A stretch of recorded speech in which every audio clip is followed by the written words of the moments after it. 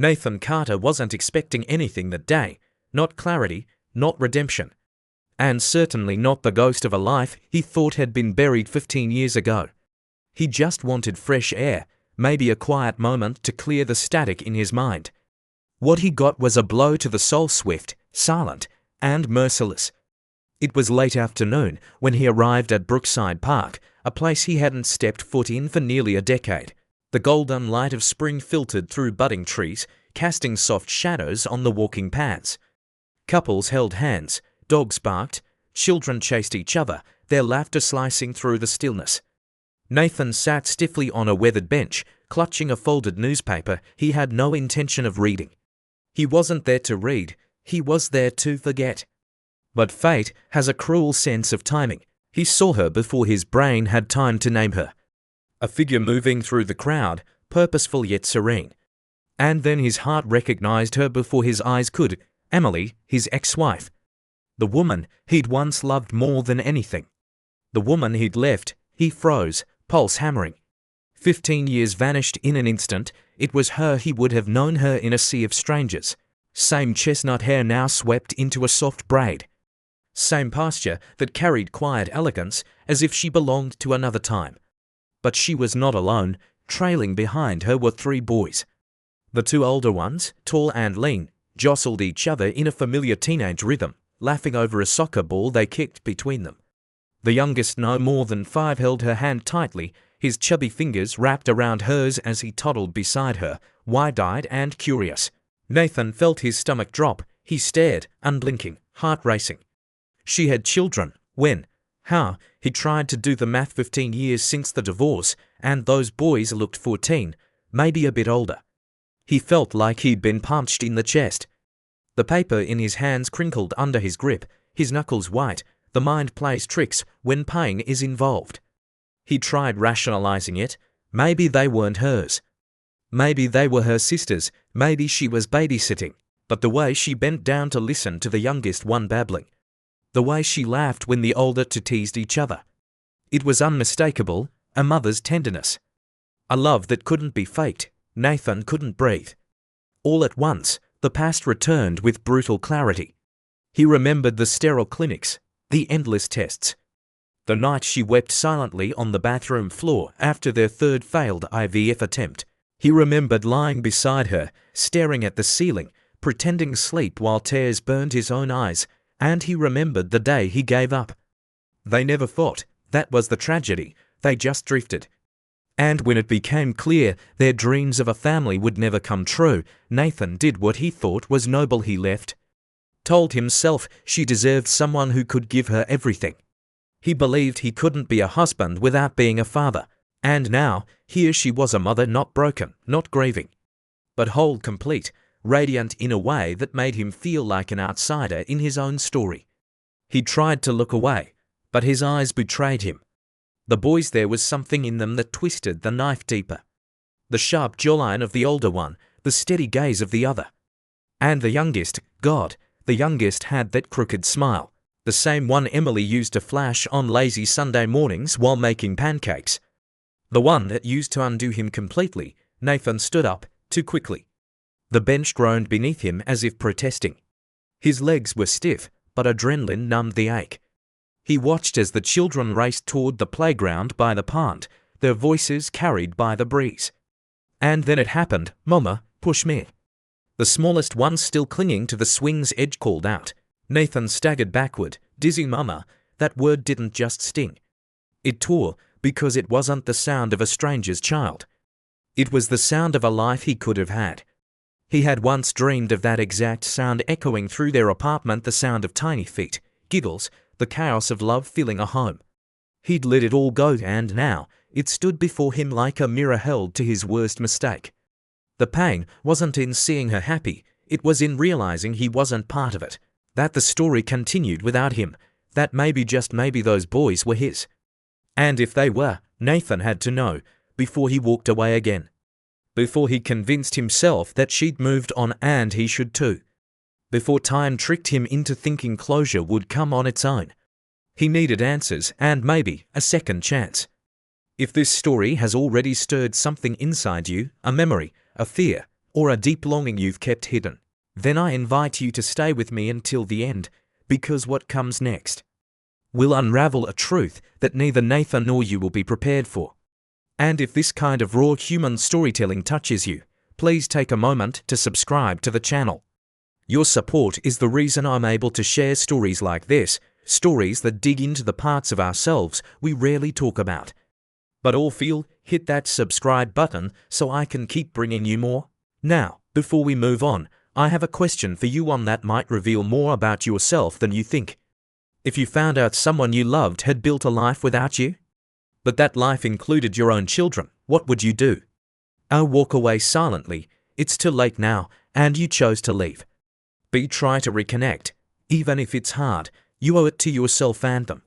Let me know your answer in the comments below. Or B, and tell me why. I'd love to read your thoughts. Now, let's see what Nathan does next. Because the past has just come back to life.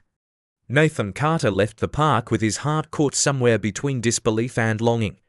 The image of Emily with the 3 boys haunted him like a photograph he couldn't burn, etched in his mind, refusing to fade. He didn't sleep that night, not really. He lay in the silence of his apartment, listening to the tick of the kitchen clock, wondering whether what he saw had been real or just some cruel illusion conjured by his regrets. By morning, his thoughts had sharpened into a singular need: truth. He wasn't ready to confront Emily, not yet. But the question clawed at him like a wound he couldn't stop touching. Were those boys hers? And if so, how? There had only been one other time in his life when he'd felt this desperate for answers. 15 years ago, in a sterile clinic with Emily's hand trembling inside his, when the doctor said the word unexplained, the word that would come to define the rest of their lives.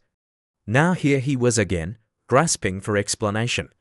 He started where he thought he might find the smallest sliver of insight: Susan Palmer, Emily's old friend from the hospital. He hadn't spoken to her since the divorce, but Susan had always been kind, sharp, the type who remembered everything and told you just enough to make you feel safe. He found her number buried in an old contacts folder, the kind of thing he'd once thought he'd never need again. When Susan picked up, her voice was exactly as he remembered: warm, brisk, a little surprised to hear from him. Nathan, well, there's a name I haven't heard in a while. They danced around pleasantries. How are you? How's work? Heard you made partner, and so on. But Nathan wasn't calling to catch up. He eased into the question like a man lowering himself into icy water. How's Emily? He asked, trying to sound casual. He failed. Susan didn't pause. She's doing great. Same old Emily, always full of energy, always running around.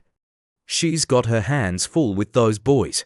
Those boys? Nathan's grip tightened around his phone. So, they're hers. Susan chuckled, light and fond. Oh, absolutely. Caleb and Mason are teenagers now, and little Liam, he's a firecracker. She's got her hands full, but she makes it look easy.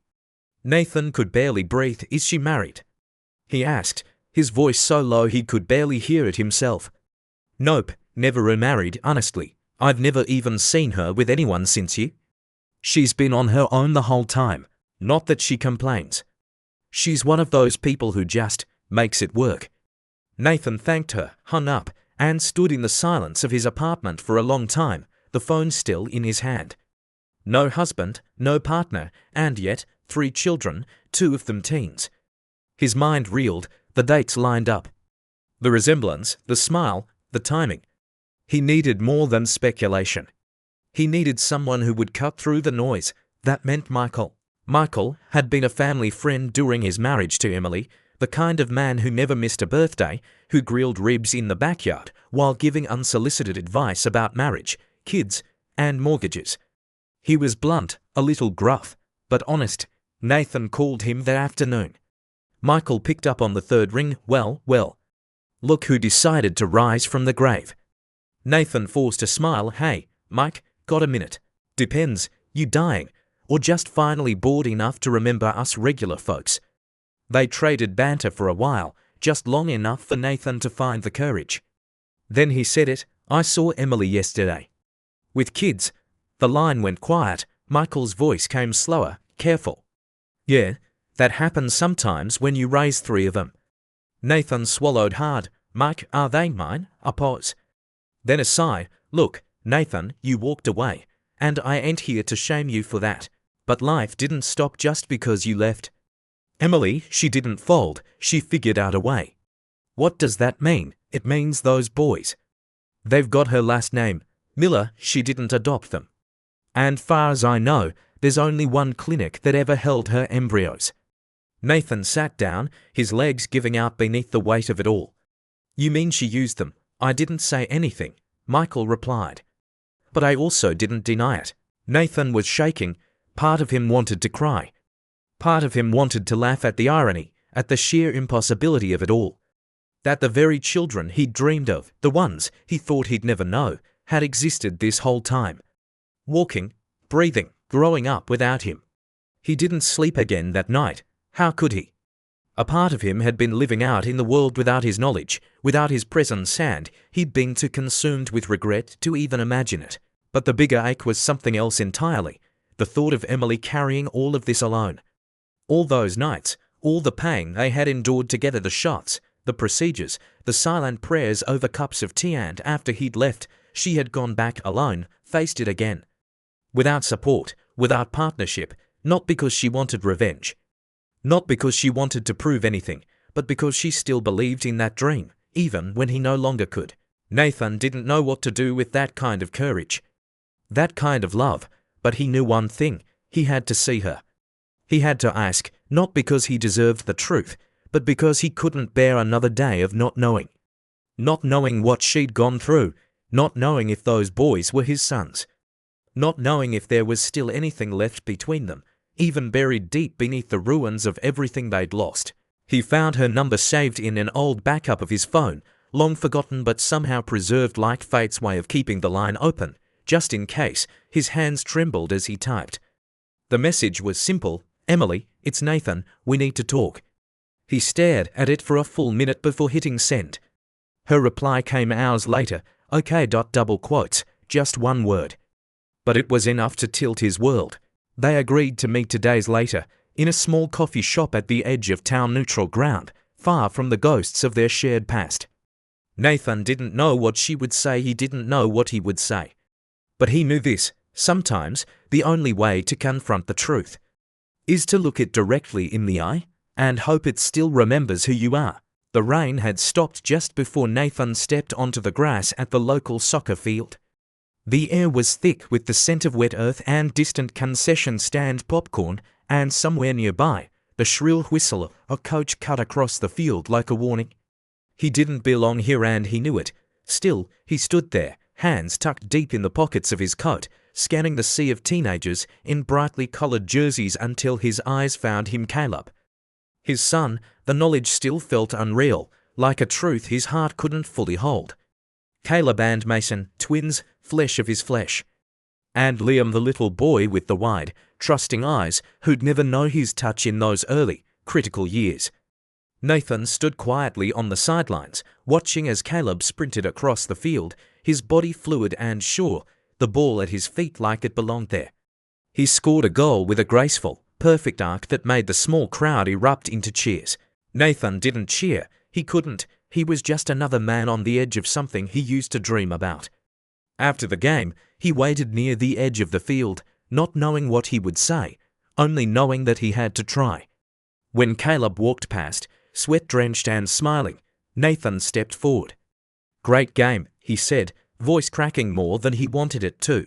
Caleb looked up, startled, polite but confused. "Thanks. I'm a friend of your mom's," Nathan added quickly, regretting the vagueness even as he said it. "Oh," Caleb replied, nodding, eyes already drifting away. "Cool." And then he was gone, swallowed into the post-game chaos of teammates, parents, water bottles, and laughter. Nathan stood alone again, a ghost among the living. That night, Emily opened the door with a look that said she hadn't expected him, but wasn't surprised either. Her face was tired lines more pronounced than he remembered, but her eyes hadn't changed. Still steady, still clear. "I didn't mean to intrude," Nathan began. I wanted to try." She stepped aside without a word and let him in. The house was modest 2 stories, peeling white paint, bikes strewn across the porch. Inside, the walls bore fingerprints, drawings, framed school certificates. A home built with love and lived in with noise. He could hear the boys upstairs, arguing over something trivial, their voices rising and falling like waves. Nathan looked around and took it all in. This was the life he'd once imagined. Not grand, not polished, but real, warm, loud, full. Dinner had already been eaten, the table still messy with plates and crumbs. Emily handed him a dish towel without speaking. It wasn't forgiveness, but it was a beginning. In the weeks that followed, Nathan returned always with permission, never pushing. Sometimes he brought dinner, other nights, pencils or art supplies for school projects. Once, he helped fix the leak under the kitchen sink. Another time, he repaired Liam's broken toy truck. The boys didn't know who he was, not really. They only knew he was Uncle Nathan, their mom's quiet friend who showed up sometimes and didn't ask for anything. And so they let him in slowly, like children testing the temperature of unfamiliar water. Caleb would ask questions mostly about buildings, about how bridges stayed up or why some skyscrapers could withstand earthquakes. Mason barely spoke at first, but he started listening more closely, then one day asked Nathan to quiz him before a math test. And little Liam with his boundless energy and endless curiosity took to Nathan the fastest. He would run to the door when he arrived, arms open, eyes lit with joy. Alex is here. He'd shout, never quite getting the name right, and no one corrected him. Those moments were balm and torment all at once. Nathan wanted to believe he was building something, but he knew he was still on the outside, still a stranger to a family that had already learned how to live without him. The hardest part was the silence, the space between what he wanted to say and what he was allowed to. Every laugh from Caleb felt like a stolen treasure. Every time Mason passed him a plate at dinner, it was both an offering and a reminder. You are not one of us, not yet. He dared not call himself dad.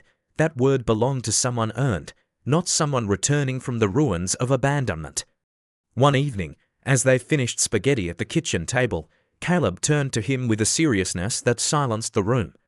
Uncle Nathan, he asked, did you ever want kids? Nathan froze. The fork in his hand hovered over the plate, suddenly too heavy. He looked at Emily, but she didn't interrupt. Her eyes met his, steady and unreadable.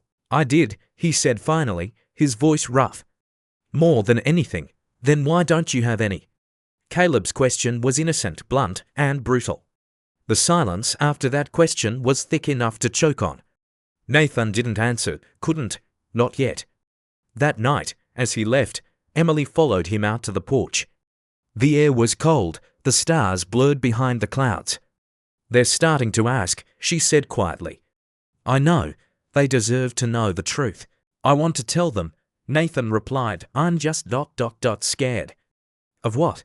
That it's too late, that I've already failed. She looked at him for a long moment, then said, you don't get to choose when you're forgiven, Nathan. You only get to choose if you show up, and you're here, that matters. He nodded, not trusting himself to speak. Inside, Liam's laughter echoed down the stairs. Mason was asking Emily about his science project. Caleb's voice was calm, thoughtful, already more mature than Nathan felt in that moment. He stood there a while longer, listening to the sounds of the family he never raised, the sons he didn't get to know, the life he thought he'd forfeited for good. And yet somehow, he was still here, still being allowed in. One visit, one story, one fragile gesture at a time. Nathan knew he couldn't keep walking this tightrope forever. Every dinner, every awkward bedtime story, every moment sitting beside the twins as they did homework under the yellow light of the dining room lamp, it all built toward a reckoning. He had stepped back into their lives with silence as his shield, but the shield was cracking. And the boys, now both 15 and sharp-eyed, weren't children anymore. They were beginning to sense it, beginning to ask. It was Caleb who finally said what Nathan had feared to hear. You're not really just Mom's friend, are you? The question hung in the room like smoke. Emily was folding laundry across the room but froze, a white sock clenched in one hand. Mason looked up from his textbook, eyes narrowing, waiting. Nathan felt his heart thump hard against his ribs. There it was, the door he had to walk through. No more detours. He waited until the next day. He asked Emily if he could speak to the twins alone. She hesitated but agreed, her expression unreadable, her hands in her pockets like she was holding herself together. They sat in the living room, the three of them. Caleb on one end of the couch, Mason in the middle, and Nathan in the single armchair across from them. The late afternoon sun streamed in through the window, casting long lines across the floor. Nathan took a deep breath. His voice came low and uneven, the kind of voice a man only uses when every word is carrying a piece of his past. I need to tell you both something, and I owe you the truth not because I expect anything from you, but because you deserve to know who you are. And who I am. The boys didn't speak. Mason looked wary. Caleb unreadable. I was married to your mom a long time ago, Nathan began. Before either of you were born, we loved each other very much, but we couldn't have children. We tried for years, and it broke something inside us. Broke us apart. He swallowed hard. The words were heavier than he expected. I walked away from that marriage believing I'd never be a father. It was the hardest decision I ever made, and probably the worst one, too. I didn't know that after I left, your mom. She didn't give up. She held on to something we had left behind, something we'd made together at the clinic. Mason was staring now, his mouth slightly open. Caleb sat still, brows furrowed. She used the embryos we'd frozen. And from those, she gave birth to you? Nathan looked at them, not with the hope of recognition or acceptance, but simply to give them his eyes, so they could search for any part of themselves in him. I'm your biological father, he said softly, and I didn't know about you. Not until a few months ago, when I saw your mom at the park. The silence that followed wasn't angry or cold. It was stunned, still, the kind of silence that holds a million questions, but no shape for them yet. You're our dad, Caleb finally asked, the word foreign in his mouth. Yes, Nathan said, but I didn't raise you. I wasn't there when you took your first steps. I didn't teach you how to ride bikes. I didn't earn the right to be called that, not yet, but it's the truth. Mason looked at his brother, then back at Nathan. Why didn't Mum tell us she was protecting you? Nathan replied. And maybe protecting herself. I hurt her once. She didn't want to open the door to more pain. Caleb nodded slowly, then stood up and walked to the window. Mason remained seated, his eyes unfocused, somewhere between understanding and heartbreak. Emily appeared in the doorway not long after, her presence quiet but grounding. The twins left the room together, no words exchanged, only a look that siblings understand. Emily came to Nathan and sat beside him. How did it go? She asked. I don't know, he whispered. But it's done. That night was endless. Nathan didn't sleep, he didn't eat. He didn't even cry, he simply waited. The truth was out. The moment he had feared and needed had passed. Now came the part he couldn't control, how they would carry it. 2 days passed, then 3, no messages, no visits. Emily said nothing either, only that she was giving them space. Then, on a cold Thursday evening, she showed up at his door. They want to talk to you, she said, her voice gentle, but her eyes searching. Nathan followed her back to the house.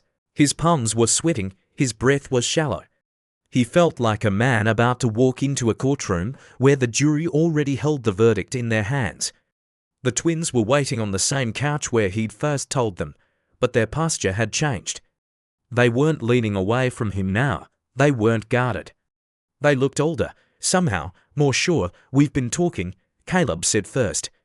And we don't know what this means yet, but we want to figure it out. We want to know you, Mason added. Not just as some guy who brings dinner, but really know you. Nathan felt something break open inside his chest. Something that had been locked for 15 years.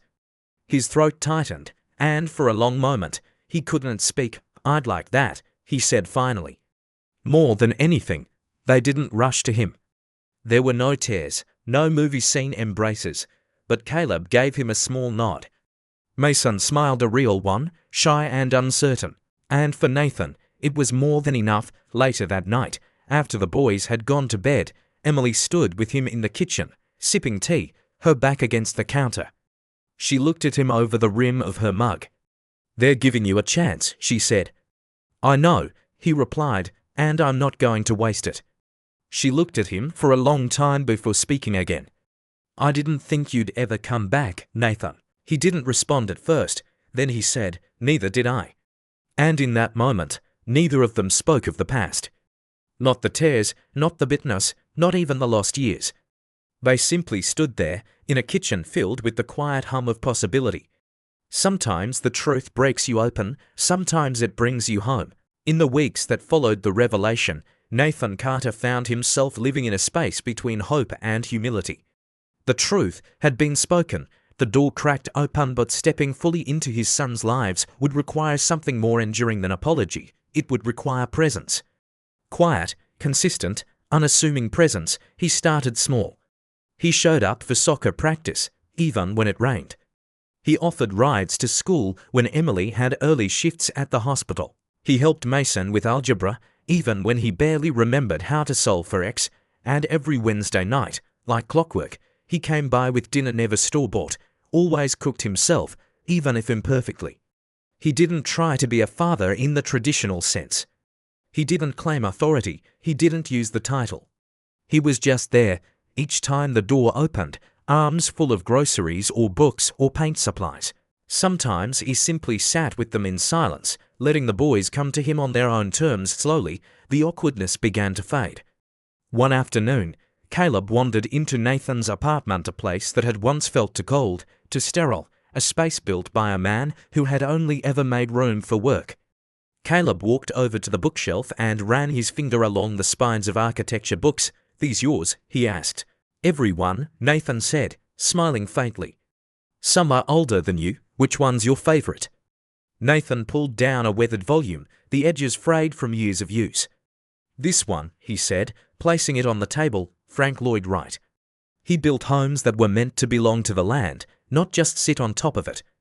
Caleb flipped through the pages, then paused. You ever build something like this? Nathan hesitated. No, I've built towers, offices, places for people to work, to buy, to pass through. But never something that felt like it breathed. Caleb didn't say anything for a while, then, softly, you could. Those two words stayed with Nathan long after the boy had gone. He could, he still could, not just buildings but something that mattered. Something lasting, something personal. One Saturday morning, Nathan invited all three boys to visit a construction site downtown where he was overseeing a new project. He gave them hard hats and safety vests far too big, but they didn't mind. He walked them through the blueprints, showed them how steel met concrete, how sketches became skylines. Mason asked endless questions. Liam, now 6, pretended his clipboard made him the boss. And Caleb, quiet as ever, took it all in, his eyes focused, his mind spinning behind them. When they got home, Caleb disappeared upstairs for hours. That night, he came down holding a poster board covered in drawings, rough, imaginative, impossible structures that defied gravity but sparkled with vision.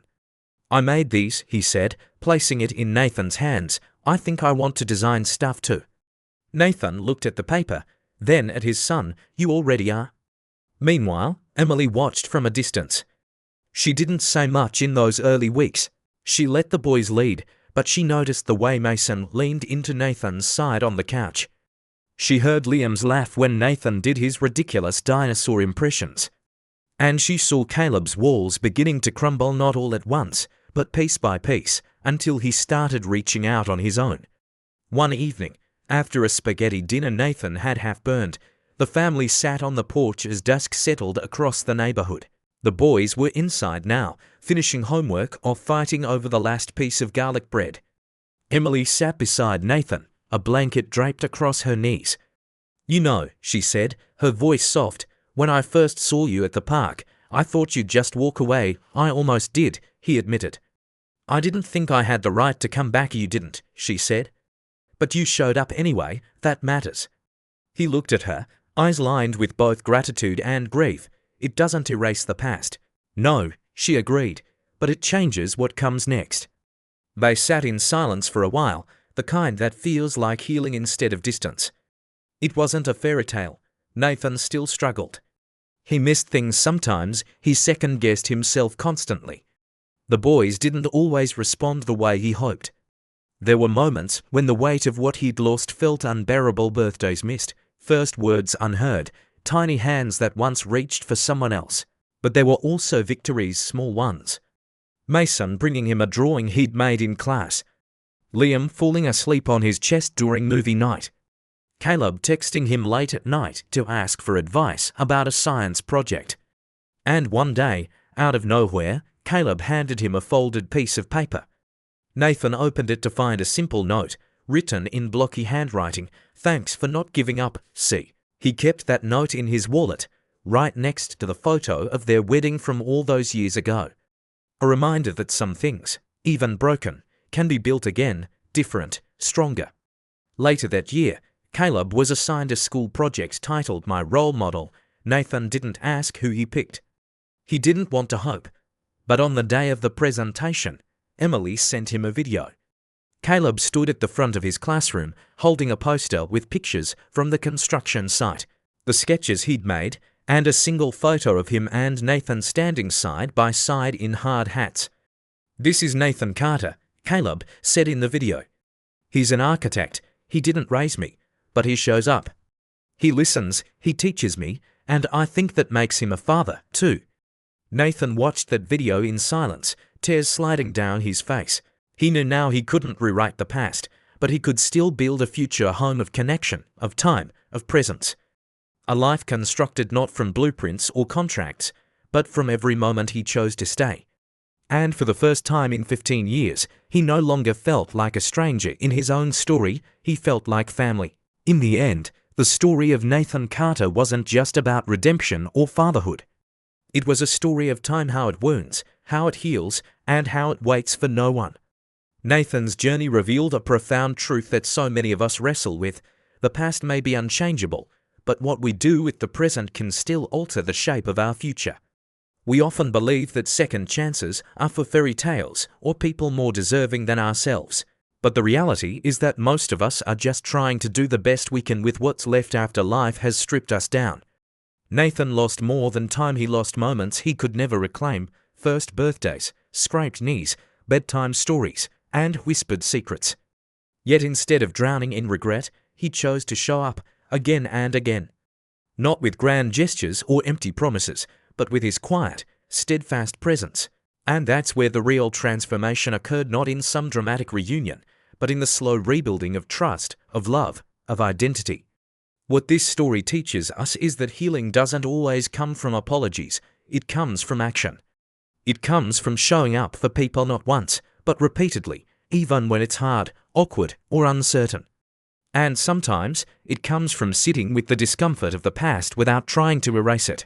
Nathan didn't ask to be celebrated, he didn't push his way into the boys' lives demanding the role of dad. Instead, he earned his way back brick by brick, meal by meal, listening ear by listening ear. He didn't try to erase the pain or pretend it never happened. He acknowledged it, and then he did the work. In today's fast-paced world, we're often told that if something's broken, it's easier to start over than to repair it, but life isn't a disposable product. Neither are people. Relationships, whether romantic, familial, or otherwise, are fragile, yes, but they are also deeply resilient when nurtured. The lesson here is not that love always wins, but that consistent love, even when inconvenient or uncomfortable, can bridge years of silence. For those of you listening right now who may have made mistakes, who carry the weight of regret, of time lost, of things left unsaid, this story is a gentle, urgent call. It's not too late to start rebuilding. Maybe not everything, maybe not with everyone, but something with someone. You don't need to have the perfect words. You don't need the perfect timing. You just need to show up and keep showing up.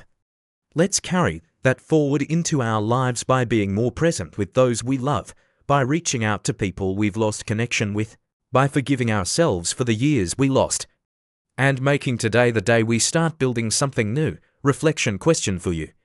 Have you ever wished for a second chance with someone you care about, or even with yourself? A yes, and I'm working on it. B no, but this story made me think about it.